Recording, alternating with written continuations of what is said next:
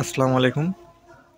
আজকে আমাদের খামারে ঈদের জন্য বাচ্চা নিয়ে আসবে, অর্থাৎ ঈদে বিক্রি করার জন্য সোনালী মুরগির বাচ্চা নিব, কালার বার্ড জন্য ব্রুডিং তৈরি করলাম।